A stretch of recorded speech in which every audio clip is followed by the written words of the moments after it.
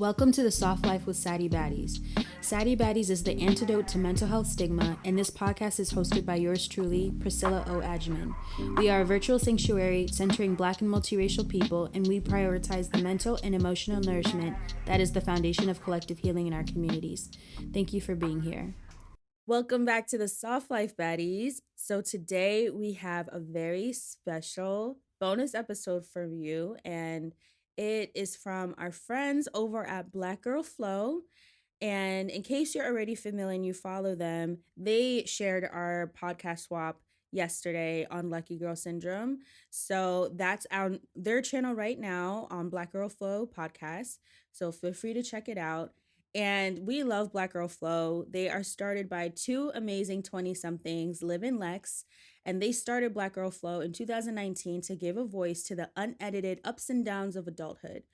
Over the years, Liv and Lex has cultivated a space dedicated to creating conversations that pushes us to be in alignment and at peace with ourselves and the world around us. They are cultivating a community of women grounded in joy, growth, and success in our life, love, and identity. I met Liv and Lex last year, and they are so amazing. They do such amazing work with the podcast. They have a beautiful community of women and Black women that are growing and supporting with them. So definitely check them out after you listen to this amazing episode that they have today. Their episode today is all about boundaries, and consider this a Boundaries 101. Liv and Lex unpack what it means to protect your peace and have healthy boundaries, and they discuss what we often get wrong about establishing healthy boundaries and how they might actually be a tool for cultivating healthy and sustainable relationships. Let's welcome Liv and Lex to the Soft Life.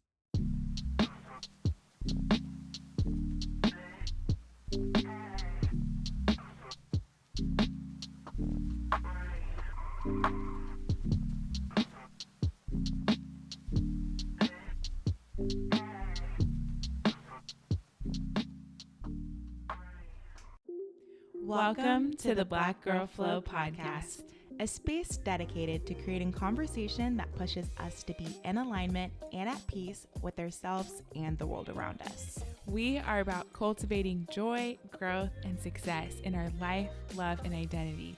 So join us as we find our flow.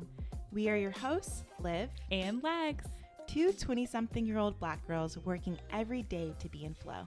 And we want you along this journey with us. But with that and the types of relationships we have, this week's episode, I think, is an important factor of like, once you get in the relationships, what are the things that you need to have that maintain them, keep them healthy, and I think like really get to that community, because you can have relationships with people, but how are you building community, and what are the tools that we can use to do that effectively?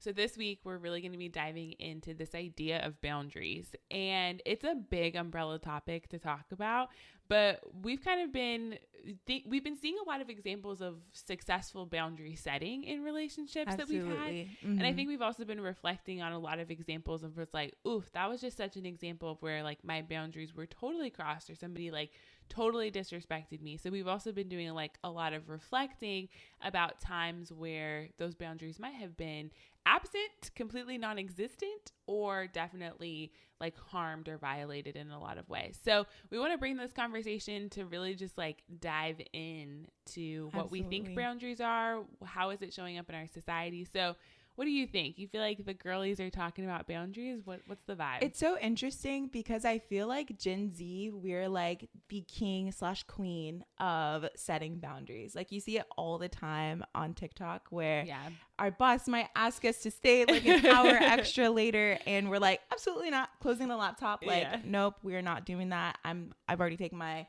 pay time off. You know, I'm not going to be in the office. Don't email me type energy. And I think it's been really cool to see like the difference between the way our generation uses boundaries than like our parents' generation. Yeah. Because that is just looking like a hot mess. Yeah. And I think that if we're not careful, that kind of hot mess of the baby boomers can really trickle down to us, and the way that we've been raised might really impact the way that we see boundaries and use boundaries, yeah, you know, in today. And when I think about like the times that I've had to use boundaries, it's primarily been in relationships and a little bit in friendships. I think now, especially as we are living together and we're roommates, friends, and business people, you know what I mean? Like there's so many different parts to our relationship that we've also had to like talk about boundaries. Yeah. But for the people that have never heard of this concept, how would you explain what boundaries are? And I think, like, again, there's so many ways that this can be understood and explained. If we're talking about, like, quite literally the definition of boundaries, it's, you know, what a lot of us know. Yeah, like a literal line or divide that separates the access of two things. So that's like the physical. But my issue with that definition is still that it feels so binary. Like it feels so like you either have access to me or you don't. And in a physical sense, that might be true. That like if I close my door, you cannot access my room. Like that's a literal boundary. But I think the boundaries that a lot of Gen Z is talking about and the ones that we see and honestly are interacting with on a day-to-day are the ones in our relationships are more nuanced and less binary, because it's not just that you have access to me or not. It's really talking about how are we cultivating healthy communication, honesty that allows both of us to be fully present and authentic in a relationship. And Brene Brown is probably like the best person at talking about this and all the complexities and nuances of relationships. But she features somebody else's work that I'm obsessed with. Her name's Prentice Hemphill, and they even have their own podcast called Finding Your Way. It's insane. It's incredible. And they have a quote that's, you know, the boundaries are the perfect distance that I can love myself and love you simultaneously. And so for me, boundaries are really about having a clear, communicated, honest, you know, access and just authenticity so that we can be the best version of ourselves. And it's in flux. It's constantly moving. But I feel like for me, that's kind of the conceptual of like what a physical boundary and then how it shows up in our day-to-days. Absolutely. I love that definition. And also shout out to Brene Brown because she really be like breaking it down for everybody. It down. Yeah, I definitely think boundaries are an act of self-love. And it really like, it's interesting how you mentioned like the binary piece, like either you have access to me or you don't. And I've been thinking a lot about this idea of like protecting our energy because not everyone does deserve access to us. There you go. Yeah. And it's harder, I think, sometimes to set boundaries for me personally in friendships than in family because friendships feel less unconditional.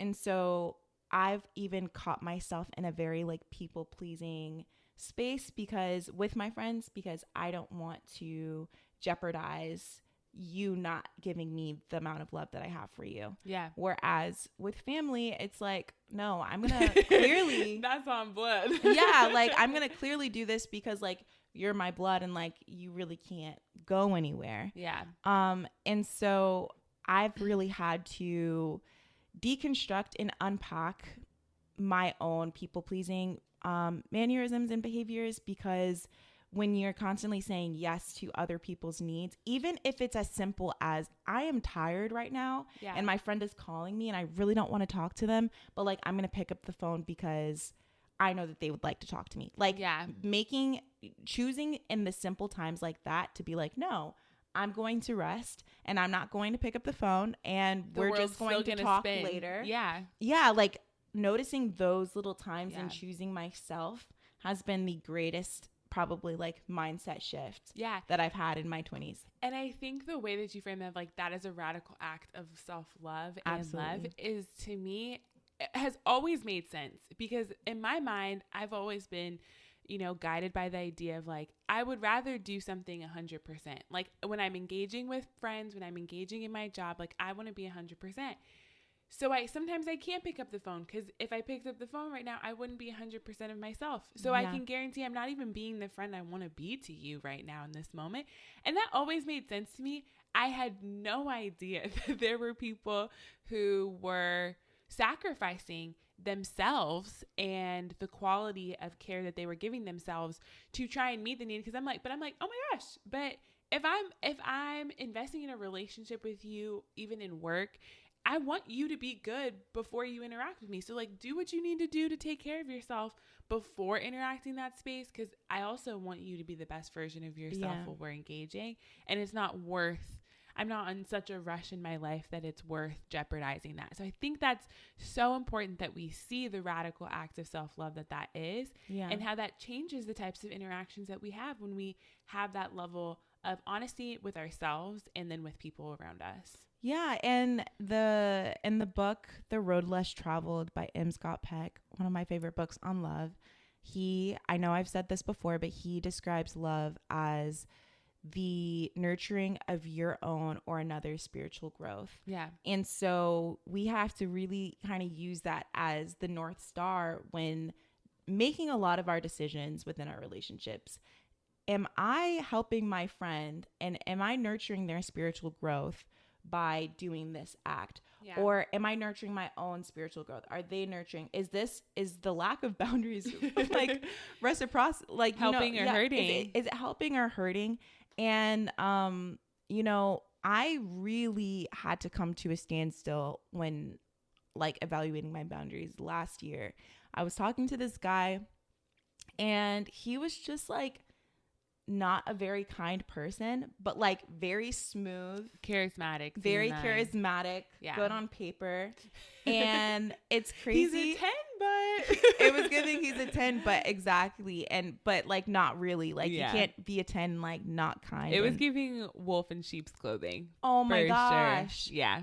And it's crazy because all my friends were like, girl, what the heck? And it was a hot mess. It was giving straight hot mess. And it was the first time I was put in a situation where I felt like I needed to prove my value to someone, which was just like a whole other thing in itself. Cause I was like, wait, like everyone else has seen it, but like you don't. So I'm going to like try to like show you all the amazing things that I do and, all of that stuff. And that was a situation, even though I didn't even know him very well, even though I'd only been talking to him for a month, I had lacked so many boundaries. It was like back to back to back. Yeah. And it was only once I left that situation that I was like, okay, I am no longer going to allow guys to talk to me a certain way or to treat me a certain way. Like we're really going to have to close the access. Yeah, close the access. And I think that for a lot of women, we get into situations where we're like, even though this person disrespected me, I'll still allow them to look at my social media because I've glowed up and, I want them to see how much better I am than when I was with you. Right. Which I think is kind of like, it's sexy. It's cute. Like you can lurk on my page. Like you can see, but you're not going to ever like be able to, link with me, but you still like have access to me in like real life. Window shop. Observe through the glass. Okay. But do not touch the merchandise. So many of us. And I think I'm honestly to the point where I'm like, if you fumbled me, I don't even think I want you to have access via social media. And that's like a boundary that I'm like being super firm on because I don't think that it's about what you deserve. Like, I don't think you deserve access to even see what's on my life. You can hear about it. You can like see through other people's stuff, but like, I don't want your energy in my realm. Yeah. You don't want that evil eye. No, we're not doing that. Yeah. We're not doing that. So that's how I think I really had to come to terms with what are we doing? Where are we at with it? Yeah. And how can we do better in the future? And this is why I really do love the conversation about boundaries, because it's not just an assessment of boundaries with something else.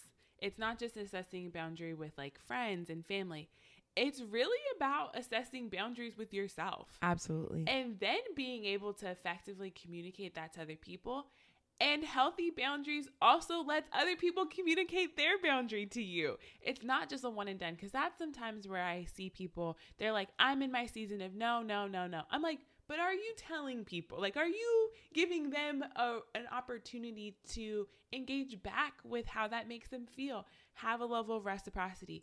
Because boundaries, again, is not just the perfect distance for you to love yourself, but to also should be with the intention of loving the other person or having a healthy, sustainable relationship with whatever the other is. And it's like, because if we're just doing one, then we're not actually building relationships, and we're not actually being healthy in the way we're enacting boundaries. We're being very one-sided, and that's not what boundaries are about. So it, to me, is like, that's that journey of asking yourself, what am I okay with? When have I been in times where I've betrayed myself and overexerted the level of access? I've overshared parts of my life. Like, I've given too much to the job and it didn't give back to me. Like, what are those times that we've engaged in that and it hasn't been positive or productive in a lot of ways? And so it's like, when you can figure that out for yourself, when I tell you, you will be in spaces and you will be able to articulate, I'm not going to do that. Why? Because of this.